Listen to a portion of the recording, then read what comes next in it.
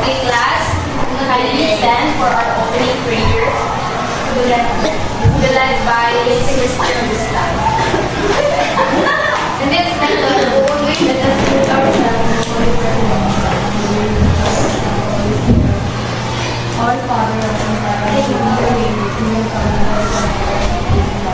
because to spare our little bread and forgive us our sins, and as we forgive those who sin against us, do not bring us to the test, but deliver us from evil. Amen.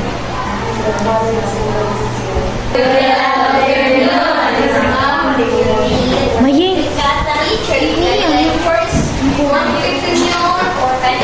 Your cares.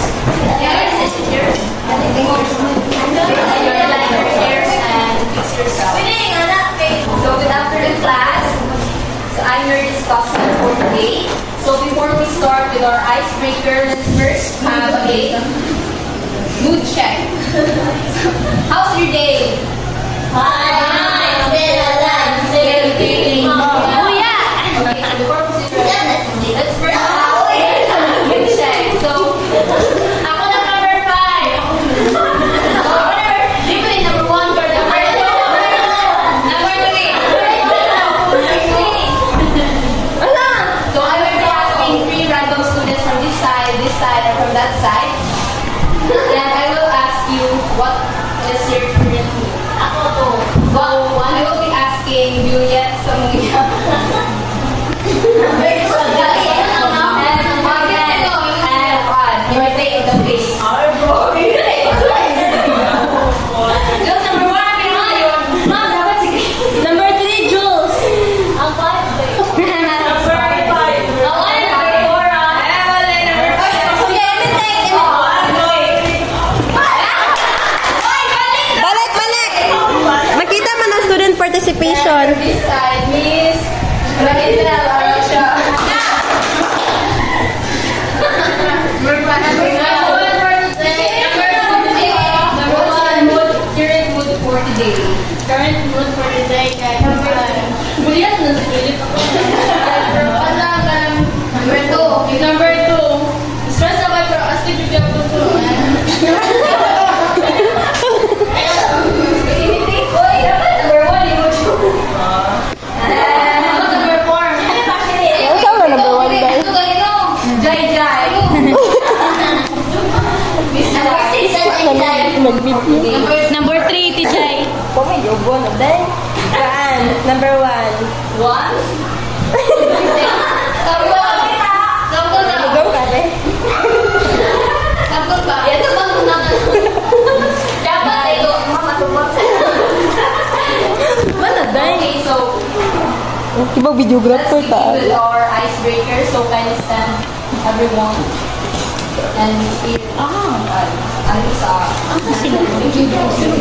Kindly participate, everyone. So here's our icebreaker. All you have to do is to choose whether it's pros or cons. So here, if you're pros, gusto mo today. Okay, last side. Okay. And then you will dance. And if you're cons, you will go here and then you will drop. Then I go. One lie. Okay.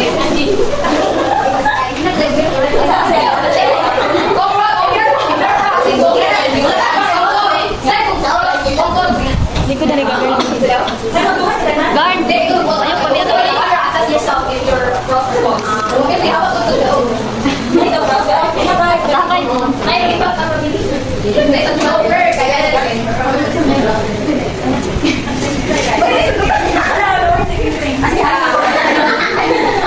so, energy, ma'am. With energy oil. Alright, so the number 1 na sardinas.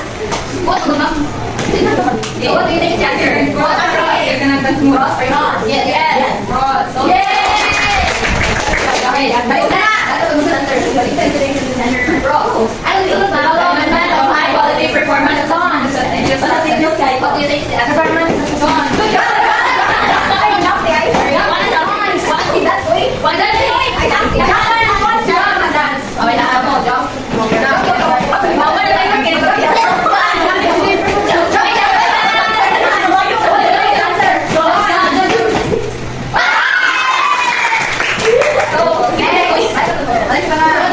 Next.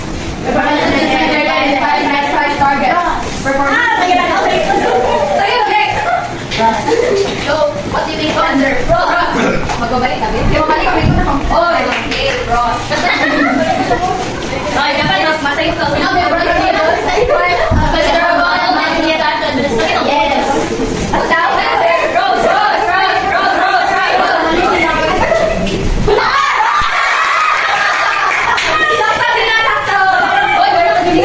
Okay, so based on the icebreaker, what do you think is our lesson for today? Pros and cons of performance. So our lesson for today is all about advantages and limitations of performance-based assessment. I know you already have the idea. So we can go through our lesson without our learning objectives. So kindly read everyone. Learning objectives. At the end of the session, I will be able to identify at least three advantages and limitations of performance-based assessment.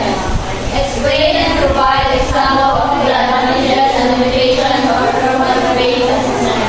Incorporate performance-based assessment in the own teaching and learning process. So first off, we will be discussing about the advantages of performance-based assessments. So we can all your answers kanina. So kindly read everyone. Performance assessment clearly identifies targets. So performance assessments clearly identifies and clarifies targets. So what do you mean by this? So this means that performance-based assessments both help teachers and the learners to understand the learning objectives. So by having a clear learning objectives, so makibasi students o if kung saan nag-expect at the end of the lesson. So those performance tasks that are authentic. So based on the previous discussions, what do you think of what is authentic assessments? Yes, Miss Jai. I'm not sure. Real life. Okay, so authentic assessments, those assessments that involves real world applications. Role playing. Yes. Yes, that's one of the examples. So performance tests that involves real world applications such as mga role plays, mga hands-on activities like sa item analysis and reading of grades. So another is performance offers a direct way to assess what the students know and what can do. So it assesses students' capabilities. So next, kindly read from this side. Performance assessment allows students to exhibit their own skills, talents, and expertise. So performance assessments allow students or gives the students the opportunities to showcase their skills, their talents, and capabilities or say mga abilities of students. Ma-measure na if it's because of the performance assessment. So it gives them flexibility and encourages learners. At the same time, it assesses the ability of thinking of the students. So for example, what do you think are the performance tasks that involves or that shows skills and talents of the students? Para ninyo, saman? Mga role play, mga hands-on activities, practicum. So that's one of the examples. Next is,